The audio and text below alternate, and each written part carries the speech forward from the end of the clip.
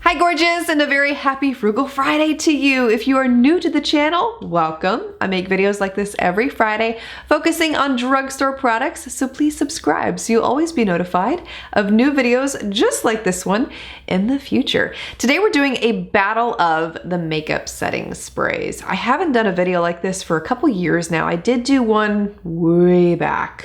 Gosh, how long? I still had the pink room. I can remember it in my head. If you missed that video, I will have it linked for you below. This video features 8 brand new drugstore setting sprays that I have not talked about before this video. I will be showing you a complete wear test with each of them. I'll let you know what I thought about the application. I'll show you how they spray. Basically everything you want to know about setting sprays will be here. By the way, I did use the same foundation and the same powder for each of the tests that I'm showing you here today with these setting sprays, so all of the results would be even. I used this foundation from e.l.f. It's not my favorite. It doesn't last on me that long at all. I would say upwards at the most 5 hours, so I thought it would be a really great one to test out with these setting sprays, and I paired it up with the Coty Airspun translucent powder. First one we'll talk about here is the Physicians Formula Ready setting spray. This has a nice spray output, no scent associated with this one whatsoever, which is really nice to see in a setting spray. But after wearing this for 8 hours on the face, it was very shiny, a lot of breakthrough. The foundation did not move. I'm very happy to tell you that, which was nice to see because this one is usually all over the place on me, but I still didn't like the shiny factor with this one. Next up is Essence's Instant Matte Makeup Setting Spray. This one does not have a scent either, like the Physicians Formula one. They claim to have something in here called Ever Matte, and it's a primer that is supposed to keep your foundation, concealer, blush from smudging and fading, and everything is supposed to stay matte. Okay, was that true? Not so much. If you look real closely at my nose at the end of the day here, you'll see there's a lot of movement of the foundation, which is unfortunate, especially when a product is touting that it is smudge free and it will keep everything in place. No, it did not. And my face was a little more dewy than I would have liked for it to have been. It wasn't overtly shiny, but still not happy with these results. J.Cat's Spray Set Go Makeup Setting Spray, and this is infused with aloe vera. It's very heavily perfumed and pungent. It's similar to the Model in a Bottle setting spray if you've ever tried that, but it's not anywhere near as strong. It's still strong though, I'm still gonna tell you that. It's like, whew, you have to spray and walk. But even with all of that, by the end of 8 hours, my face still looked pretty good with the J.Cat setting spray. I mean, it wasn't completely matte. It had a glow to it, but the glow wasn't so much that I felt like I looked like a grease ball. It was manageable. And I would use this one again. I was really happy with the results with this one. Flower Beauty, if you're not familiar with it, is a brand carried at Walmart stores. It's made by Drew Barrymore. It's not talked about very often here on YouTube. Well, anyway, they make a setting spray called Seal the Deal. This is their long-lasting setting spray, and this is in a matte finish. And I think they also make one that is in a dewy finish. This one does have a scent, but I have to tell you, this is one of the best smelling setting sprays I have ever smelled in my life. If they could bottle this and put it into a perfume, I would be a fanatic for it. It's so light and fresh, it's hard to describe, but it's one of the, I'm telling you, it's the best smelling scent. This one has a slightly different output compared to the other setting sprays that I'm sharing with you in this video, in that it has a continuous spray to it, whereas the other ones you pump once and you get this short burst of product. This one, you press your finger on it and it slowly disperses the product, so you get a little bit more product with one pump. The only caveat with this stuff, and it took me a time or two before I figured out what was wrong, is that you have to shake it really well before you apply it. If you don't, this is what happens.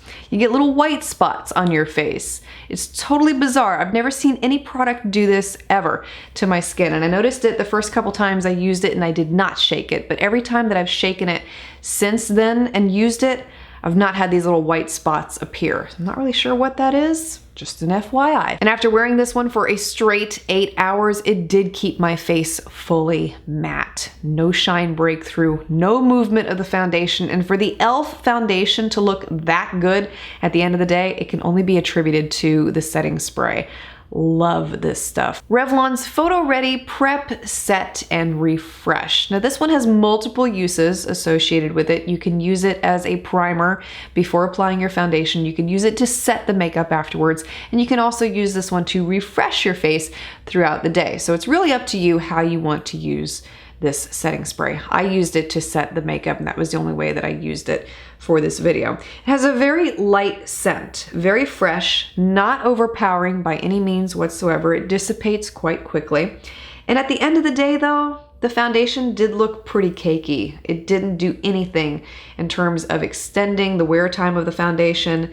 It was not overly shiny. It still had that dewy glow to it, but this would not be one that I would use again in the future. Disappointing for Revlon. Next one I have to share with you is the Kokie Fix It Up Matte Setting Spray. Now, just like the Essence one, this one also claims to be smudge proof, and it helps reduce the shine, prolongs the wear of your makeup throughout the day. Okay, Kokie, okay. What I will tell you is that the smell of alcohol in this is very overpowering. It is so strong. When you first apply it onto the skin, it's choke-worthy. Doesn't last that long, but man, for those first few seconds, it's like, Fortunately, this one does perform really well, and my skin was completely matte after 8 hours. No movement of the foundation whatsoever. It does do exactly what it claims. Thankfully, nice to see a product that states that it can do what it's saying it's going to do. And the foundation was not cakey looking either, which was really nice to see. So very impressed with this stuff.